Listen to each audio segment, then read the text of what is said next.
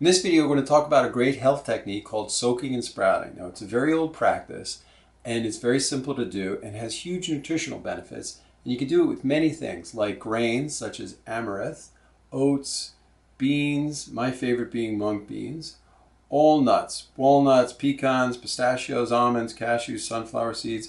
You can do it with lentils, and my favorite of all, which is quinoa, which is what I'm going to show you in this video. Essentially, all you do is put them in a jar with water, let them sit overnight, strain them, let them sit for a few hours, and that's it. I'm going to get into more details to show you about that. But since most people have asked me what to eat because I eliminate so many unhealthy foods for their diet, this kicks open the doors for so many things for them to eat, such as lentils and beans or oats, which normally they would be very unhealthy for them because their system is not able to digest that, which is why they see it in their stool the next day. Now, soaking and sprouting prevents all that.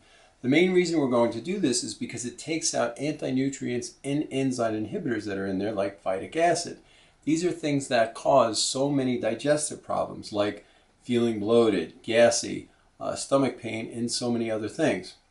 Phytic acid also blocks the absorption of vitamin and minerals, and it actually extracts vitamin and minerals that are already in your system. For that reason, it's been linked to tooth decay and bone problems.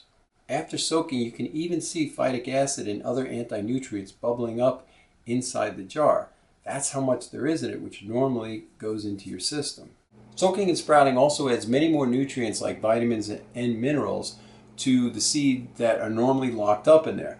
Now, the reason that happens is because it's nature's way of protecting it from animals, birds, and insects eating it before it hits the dirt to allow it to grow. Because when a bird eats a seed that has these anti-nutrients in it, gets stomach aches or stomach problems, and no longer eats them again. But humans continue to do so. So soaking and sprouting is a way of taking the anti-nutrients out without it actually hitting the dirt and beginning to grow.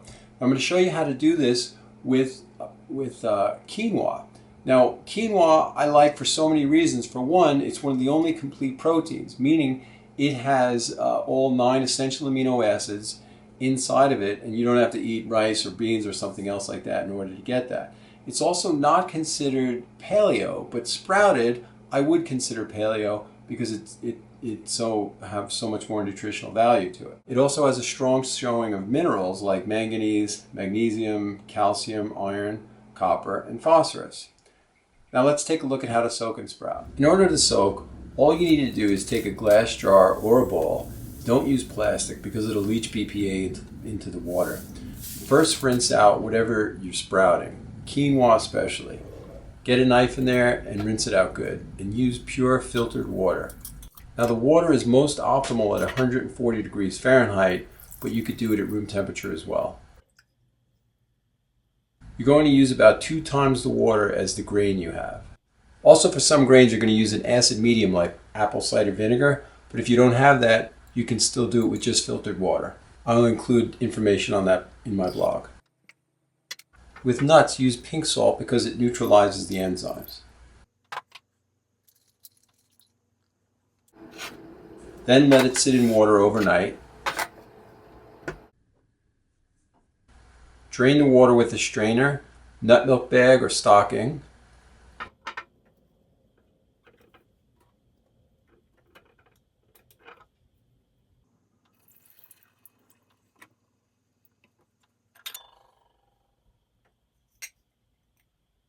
Then let it sit at room temperature. After about 6 hours, rinse with pure water. Then let it sit a few more hours, and when you see they all look sprouted, rinse and put in the refrigerator, or cook as you normally would.